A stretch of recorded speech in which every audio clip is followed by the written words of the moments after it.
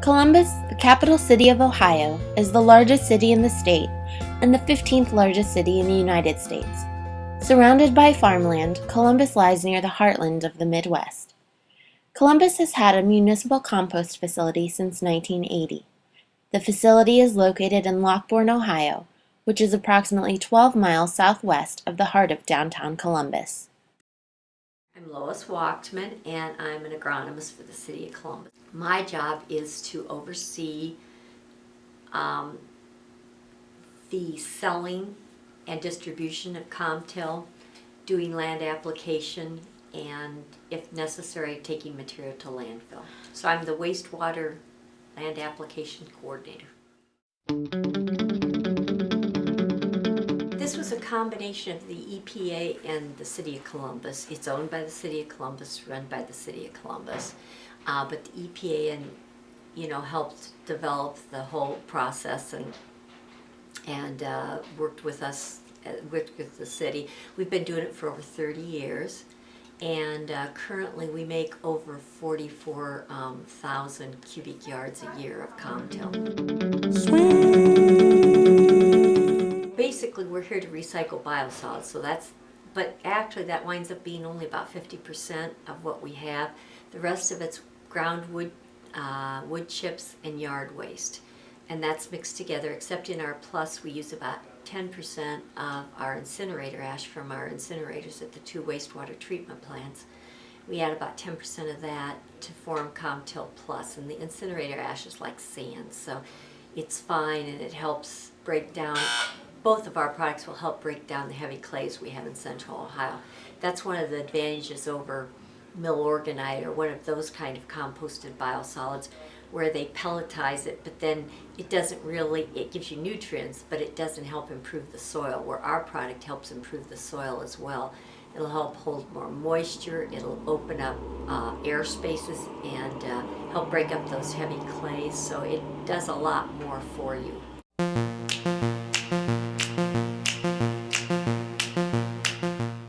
Well, the City of Columbus takes all the sewage from basically central Ohio. I mean, all the suburbs and everything, most of all that comes through Columbus. And everything that comes through our sewer system. We have a good pre-treatment program, so a lot of the chemicals and those kind of things are already taken care of before they ever get to our sewer system. It's a very aggressive program that the City of Columbus has so that you don't get a lot of chemicals and stuff in the sewage. But it comes to our wastewater treatment plants, and then they treat it. They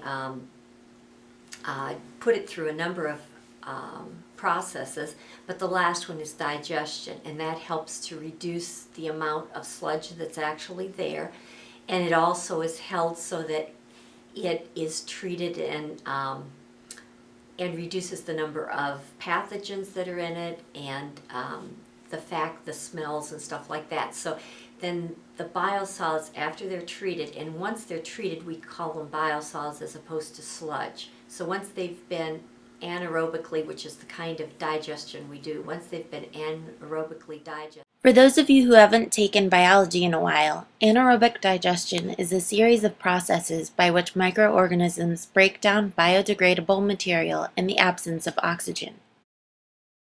Then we take those and that's biosolids at that point. We bring that in. Now we can also bring in product that hasn't been anaerobically digested.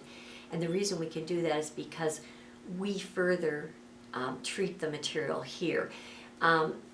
If it's just anaerobically digested, then it can be used for certain things like land application. But if we bring it in here, that's called Class B biosolids. And so that can be injected into farm fields in the general area and used as fertilizer for farmers. But to put it on a farm, you have to have it anaerobically digested or some way treated. And then if it's brought in here, it can be that Class B material, or it can be non-Class B. It can even be what they call waste activated material. And we bring it in here because when we do our process, the composting is a natural process. We don't heat it or anything like that. It's just a natural process. The heat builds up as it composts.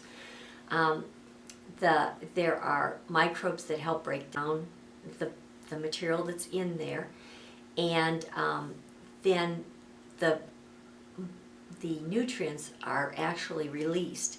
And during this whole process of heating it up and the microbes working on it and us putting it through the biofilter and everything, we wind up by putting a product together that's called Class A, and ours is Exceptional Quality Class A, which means that we meet higher standards.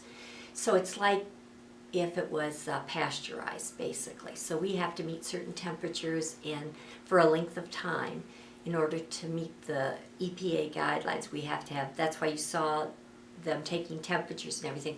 We have to have everything recorded and documented.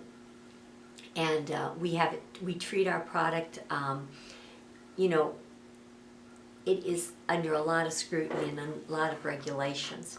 And we have to put through to the EPA, give them a report on all those things that we've done, all the temperatures, and then after it's been composted, we test it for salmonella to make sure that there isn't a lot of pathogens in there, that we have indeed reached those temperatures to kill those.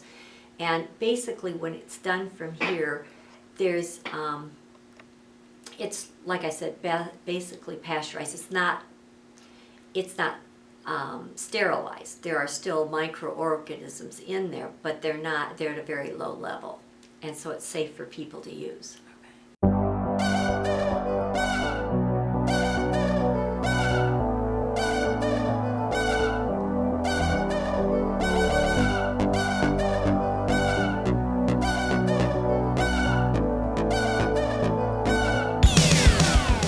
The compost facility sits on 40 acres of land where it completes the process of composting.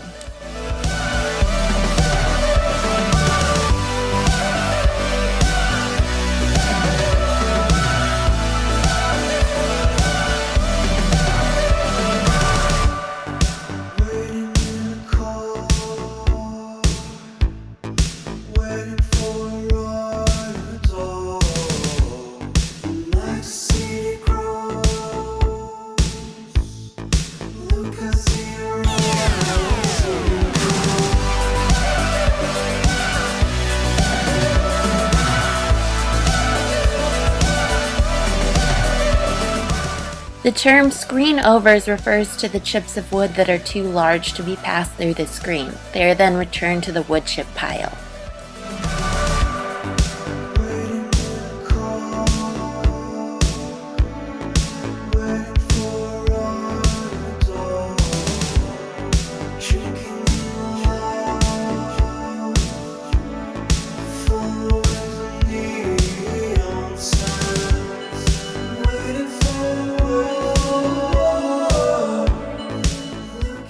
Farmers usually don't buy our product, it's too expensive.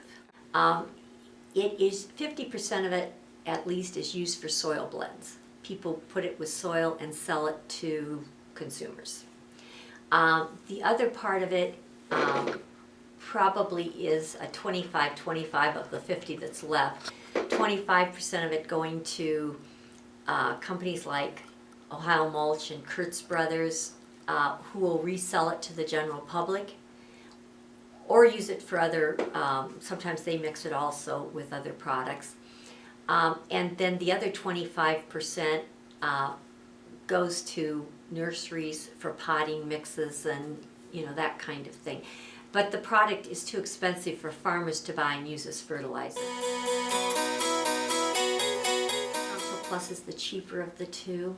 The regular Comtil is a little more expensive because we're not recycling the incinerator ash in it, and we have more wood going through. We have to pay for the wood basically, so it's more expensive to get the regular Comtil, but it is a wonderful mulch. It's dark brown. It really shows up well against the plants. We have some very high-end landscapers that use it for mulch, and when I say that, they're doing properties, some of which are over $1 million, in value, and they use the Comtil because it really does a good job. Well, I think what you're asking me is, do we make money? And the answer is, we make a return, but we do not make enough to run this facility. However, if you look at the cost of the facility compared to incineration and compared to land application and compared to landfill, which are the ways we can currently do it, land application is the cheapest, and incineration and the compost facility are very close to the same, but the compost facility is a very green way, very, we're beneficially reusing material. And people, I know, I've heard a lot about phosphorus and about the fact that, phosphorus has caused these algae blooms in like Great Lakes, St. Mary's, and in Lake Erie, and lots of other places. But phosphorus is important for plants. I mean, it is an essential nutrient, and they're not making any more of it. I mean, we have an amount that's on Earth, and when that's gone, that's it. But I'm not trying to be like negative or, like a warning type thing. But the point is we need to use our resources, and keep them. So taking phosphorus and putting it, just burning it up and incinerate makes no sense at all, and putting it in a landfill doesn't make much sense. But a lot of the plants now are looking at new ways of getting that phosphorus out before they do incinerate or put it into a landfill.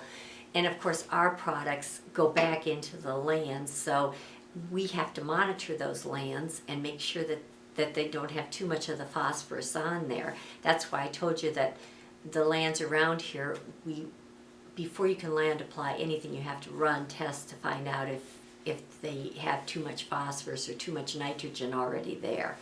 And so if they don't, then you can add the phosphorus to it. So we are trying to be very, very resourceful and reuse and recycle everything, so that, and that's what people are going to have to do. I mean, recycling that sludge makes a lot more sense than to just burn it up or put it in a landfill. And yes, we get some biogas out of it, but that's minimal compared to all the stuff that goes in there.